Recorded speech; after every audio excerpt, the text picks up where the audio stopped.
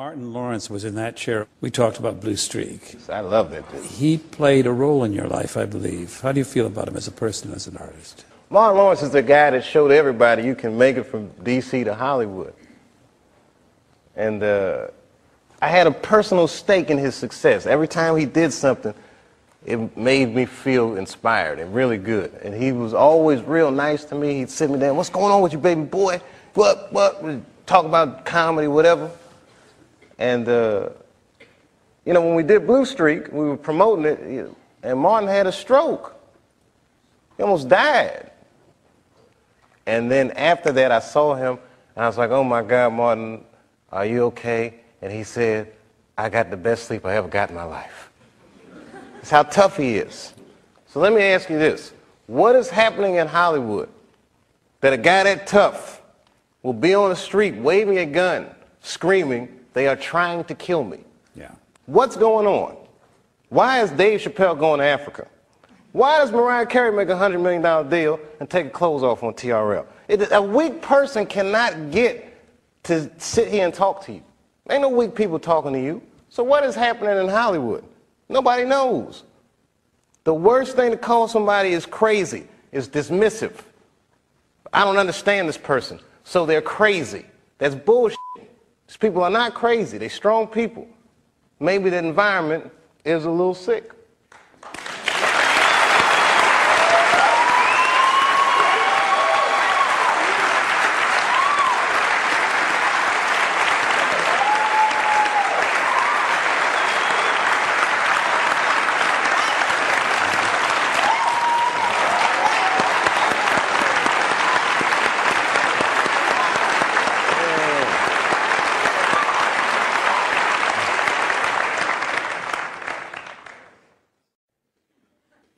What did you mean, Dave, when you described your father's death in 1998 as the beginning of a terrible decline? I was 23 when I was doing Half Baked. I was getting ready to turn 24. And I was going through all the things that a dude goes through when it goes from one level to the next. I was starring in a movie that I wrote. So things start getting crazy around you. Yeah. And my 24th birthday was coming on August the 24th, and I said, this is going to be a big one. And the morning that I turned 24, phone rang, and my sister was like, "Dad had a stroke." For the next year, I watched my father teeter on life and death. And it was just all this stuff, man. Like Dad was dying, the Half Baked didn't come out the way I wanted it to come out. I was real upset about that.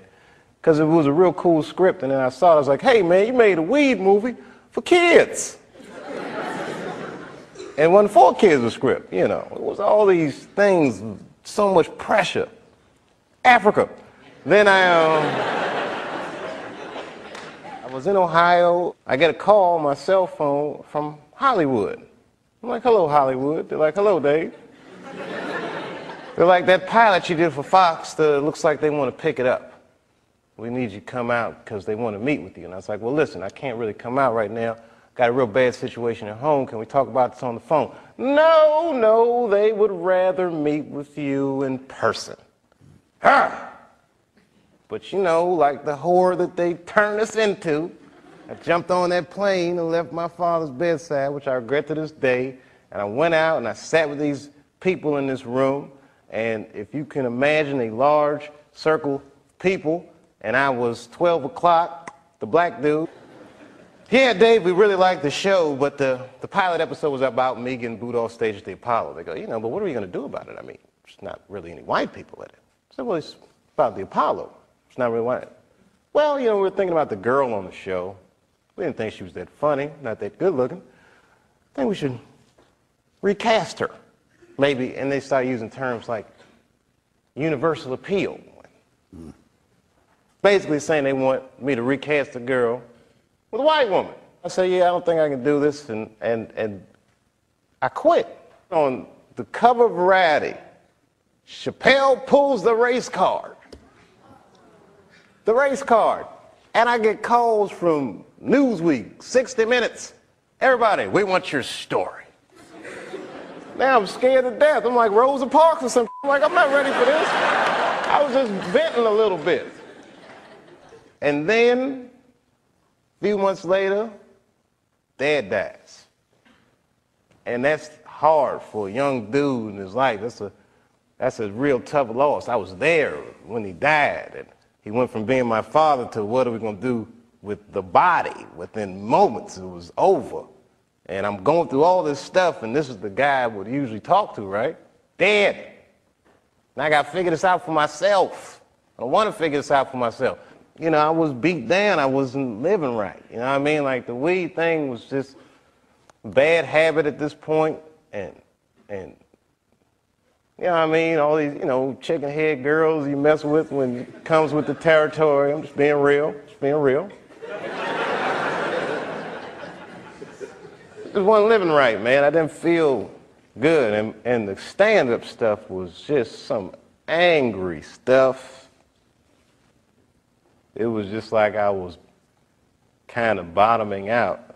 But when my dad died, because I've been commuting back and forth to Ohio so much, that's when I bought the farm, which I called the you Hollywood farm.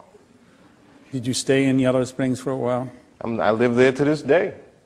I live there to this day. I'm raising my kids there. Look, man, at that point in your life, it's something so real in contrast to what Hollywood is, a very powerful illusion. And when your dad died, it kind of just broke the spell, like, oh, this is bullshit. Look, I've been spending so much time doing this. What about my family? What about my friends? Wait, whatever happened to my friends? Damn, I don't even have any friends. Ugh. So I bounced, man. New Year's Eve, 1999, I moved into that farm, and that was it. As far as I was concerned, I was done with show business.